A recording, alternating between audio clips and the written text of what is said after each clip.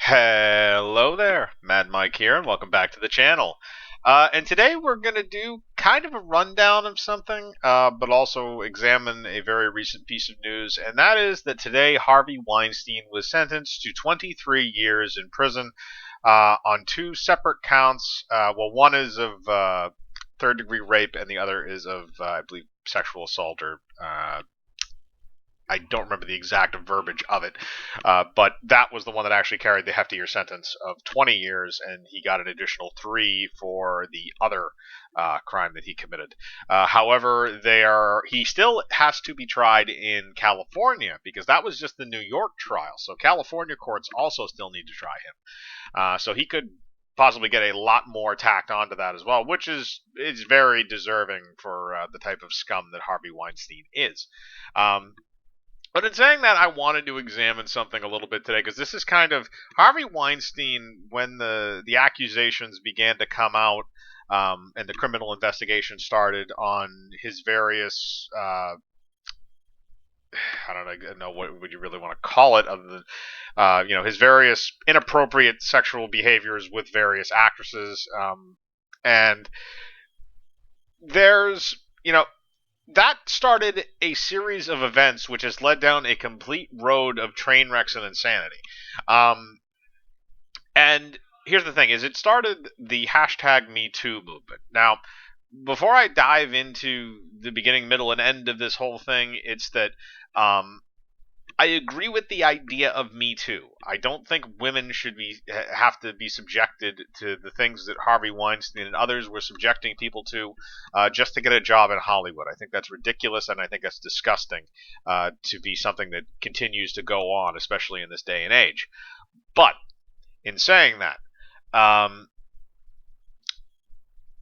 the Me Too movement, even though it exposed some of those things, for the betterment of people to show them that this type of fucked up shit goes on, it also unfortunately dragged a lot of people down in its wake. Now, I don't know the 100% full extent of all of the Me Too accusations that have come out. I know a lot of the major ones, so if I skip over any here, I'm not gonna go into specifics on every single one of them, but if I don't mention something, it's mostly just because there is a lot of accusations. And the thing is, again, we started with Harvey Weinstein, then you move down, then you have stuff with Kevin Spacey, where that cost him that cost him a position on a high-profile television show with House of Cards. Um, and he's not coming back from that anytime soon. He's pretty much blacklisted right now. I think he'll probably remain that way for the rest of his career. Um, but the thing is that he did some messed up stuff to somebody that didn't want it done to them. So I'm not sad to see his career plummet because I think it's very deserved. So among there's definitely others among that list too. Not all of them were specifically named. But the other thing is, it also kind of showed the light that men and women both face this, because Terry Crews actually came out in the middle of the Me Too movement and said that he had been physically groped at a party by a Hollywood executive multiple times. And this guy just basically thought he could just walk up and grab Terry Crews's junk through his pants and just say, "Oh, hey, how's it going? Yeah, yeah," and like that's something that should never happen in a professional environment that's not pornography. um so again, it's something that's very ridiculous and it's very disgusting. But then you have other cases that have unfortunately had to come up. You had stuff like Chris Hardwick, who got accused by his ex. And the thing is, some of what happened, and again, I've already said it's not all of it, but some of it that happened where some of these people were kind of swept away, a lot of it had to stem from they had messy breakups with their exes, and you had people who had bad blood between each other, and they just wanted to hurt one another. And this was a very easy way to do it, because the thing is that the other problem with the Me Too movement was that it wasn't an actual, litigated court. It wasn't something that could sentence you to prison. It's not what happened to Harvey Weinstein today. It's something else. It is the court of public opinion. And the thing with the Weinstein case is he did some fucked up weird shit to other people that he shouldn't have.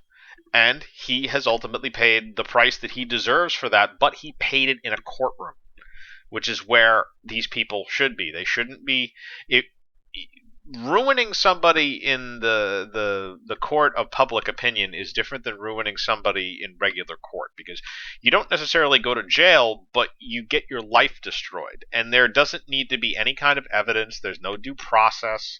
There's no jury at the end of it that says whether you're guilty or not.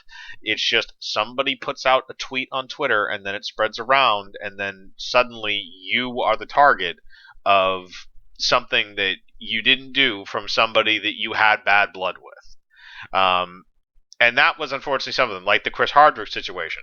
There was another one with Aziz Ansari. I'm trying to think of some other ones, because there were a few that were actually false, or were somewhat proven to be false.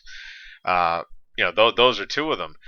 You have the ongoing stuff going on between Johnny Depp and Amber Heard. I'm pretty sure she tried that at one point.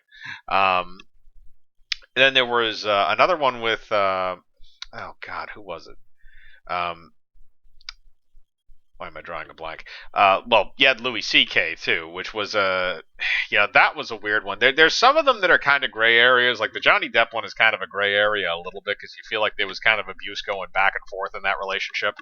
But with Louis C.K. was just weird. Now, here's the thing. I'm not excusing anything that Louis C.K. did, from what we understand, but it's fucked up. It's kind of fucked up. But he's not actually physically hurting people, which is not what Harvey Weinstein was doing. He was raping people. Louis C.K. jerked off in a room and had people watch him. That was basically what it was, and it was bizarre. As far as I know, those people were not necessarily being held there physically against their will. They could have left the room if they chose to. And ultimately, it really hasn't. I mean, other than the fact that he's been shooed off of film and television. Louis C.K. still has a fairly good stand-up career, so it's not really too big of a hit for him personally. But it does kind of destroy his links with Hollywood that he had for a little bit, because he did have his show. He had appeared in, I think, a few movies up to that point. But that's basically been dashed for, I would say, probably the rest of his professional career. And again, that doesn't necessarily excuse anything that he did, but he didn't actually physically hurt anybody, and basically all he did was just do some really fucked up shit in front of people, as opposed to doing fucked up shit to people. So there is a bit of a difference there in terms of duality, but there were unfortunately people that were dragged down in that, and now as a direct result, you actually have a flood in the judiciary system of why do I want to say debasement? It's not debasement. It's defamation lawsuits going against a lot of these women, because they don't have any proof that these men conducted any of the acts that they're stating. Now, whether or not they actually did, again, should be determined in court. I am not here to judge that, but the thing is that when these people, in this day and age, especially if you're a high profile person and somebody says something about you, the thing is, you do have the weapon of, you can always sue the living crap out of them for defamation. Now, whether some of these cases are going to go through or not is completely up in the air. But the thing is that it will be settled in court. It will be settled in some judiciary type of system. It will not be settled on Twitter. And I think a lot of these people need to understand that, in terms of, some of the people that are continuing to carry the movement now, even after, again, Harvey Weinstein has already been arrested and prosecuted and now sentenced, and he's going to be in jail for a very long time. I think they need to understand that, even though you should believe somebody who is accusing another person of something as serious as this, it needs to be checked out, and it needs to be shown to the public that, yes, either they did do this or no, they didn't. And that is, that is normally done in a courtroom. And I'm aware there are laws involving, statute of limitations and how certain things work in that regard. But at the same time, look, it seems like a lot of these things tend to pop out of the woodwork when certain things go down. You hear every once in a while, you hear stuff about certain people in Hollywood, whenever they have a new movie come out with that person in it, or if someone's directing a movie, or, this or that. Whenever a new movie by somebody that a group of people doesn't like comes out, usually you hear one of those things like, oh, he's in, the stuff with Bryan Singer, which, by the way, the stuff with Bryan Singer might actually be true, but I'm just using that because it's the only example that comes to mind of, somebody will come out and say, oh, he's involved in a ring of pedophiles. Which, again, I'm staying away from the Bryan Singer thing because that's just messed up on a few levels, but it was the only example I could think of. But it does happen somewhat frequently to certain directors where people will, they'll come up and they'll mention certain things to them or there'll be people that will come up out of the woodwork from like the distant past and say, oh yeah, I was this, or I saw him blowing coke off, something like that. Yeah, even though nobody would really care about that these days. It's kind of one of those scenarios where you see that every once in a while, and that's kind of what we're going into now. Is now a lot of the people that were firing these false accusations are being pressed back, and their fallback is Me Too, basically, because they were using it as a weapon before. Now they're using it as a defense, stating that, oh, well, you can't say that I'm wrong in accusing you of something because, oh, look at Harvey Weinstein and Kevin Spacey and Louis C.K. and all these other people. And the thing is that these things should be taken on a case-by-case basis unless they're linked in some way, legal way. They should be taken on a case-by-case basis because everybody's a different person. There's some people that would legitimately lie about something as serious as sexual assault. And there's some people that would never think of it. And you need to examine the situation. Again, a lot like Chris Hardwick. Chris Hardwick was one of the people that managed to survive this thing who got accused. And he was actually almost kicked off of his show on AMC, which is the follow-up show to Walking Dead. Talking Dead, I think, is actually what it's called. He had to step away from that. He lost, I believe he lost his position. I can't remember what web magazine or website that he started, but they removed him due to that. And it turned out that everything that was said about him was false. It was thrown out of court, and there was no reason for any of it to happen to him, except for the fact that he had an ex who did not like him at all. They had broken up, and she was bitter about it, and she chose to use that as an excuse to ruin his life, which again is pretty low and sick. But that's something that kind of has to be examined going forward in the wake of this, because it was a big thing when it started. But you need to examine these things on a case-by-case basis. Again, not everybody is a Harvey Weinstein. And the idea of like, okay, well, you need to re-educate people of the opposite sex, or you need to understand this or understand that, and this needs to be removed and that needs to be changed. It's not always that. It's that people are going to act like people. And by that what I mean is that if you try to take some of the primal instincts out of people, you don't generally get a very good result. You get almost sterilization. So I think again, it shouldn't be tolerated, but to try and bring in the idea of re-education, you're going into 1984 territory there. That's not a good thing. That's Harrison Bergeron. That's not a good thing. You don't want that.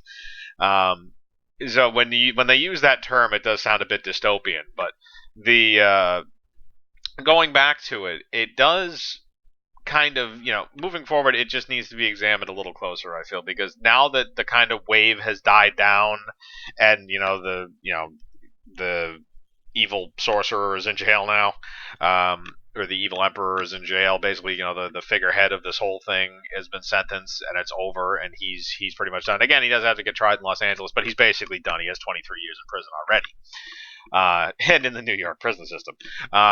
So the figurehead of this whole thing is gone. So now they have to find a new scapegoat. It's essentially a witch hunt in some cases at this point.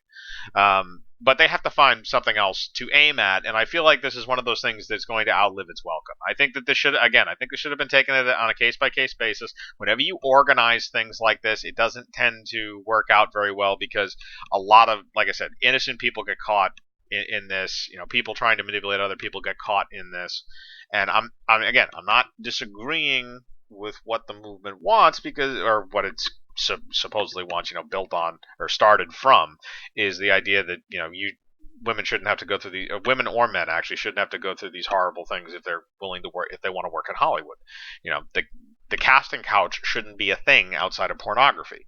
Um, so I agree with that, but the problem is that it's evolved into a point where now it's almost becoming a witch hunt.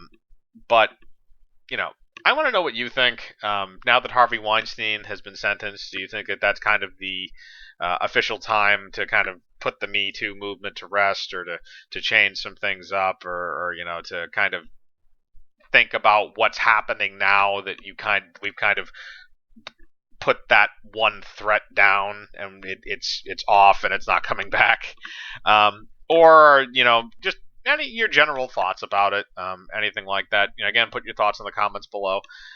Hit the bell for notifications, hit the like button, subscribe, and remember, I live my life free of compromise. Do you?